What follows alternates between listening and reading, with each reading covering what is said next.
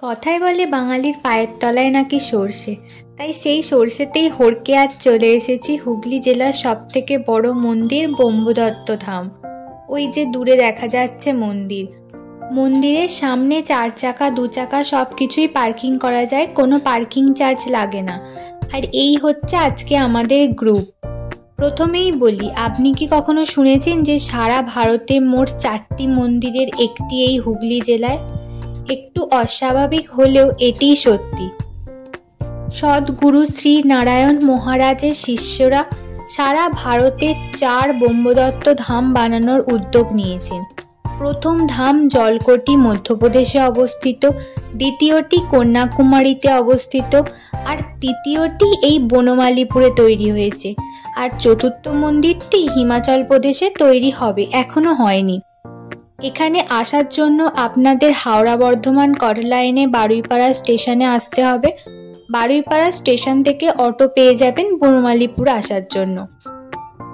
মন্দিরের ভিতরটি এতই বড় যে এখানে প্রায় 500 জন ভক্ত একসাথে বসে ভক্তি সাধনা করতে পারবেন।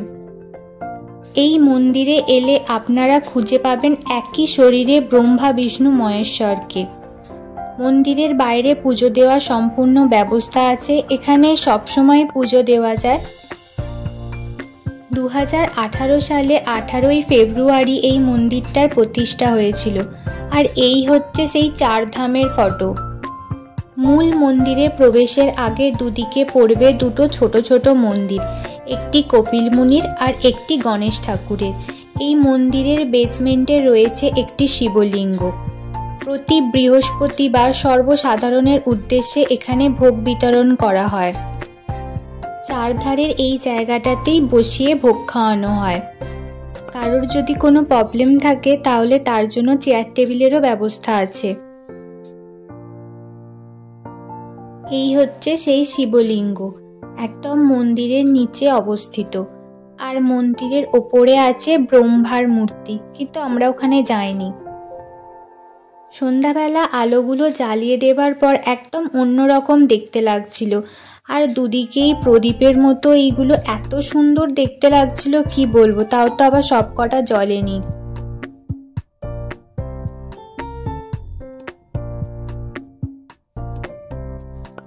মন্দিরের বাইরেই আছে টুকটাক কিছু খাবার দোকান আর একটি খেলনার দোকান। তবে হ্যাঁ, এখানে সব খাবার কিন্তু নিরামিষ।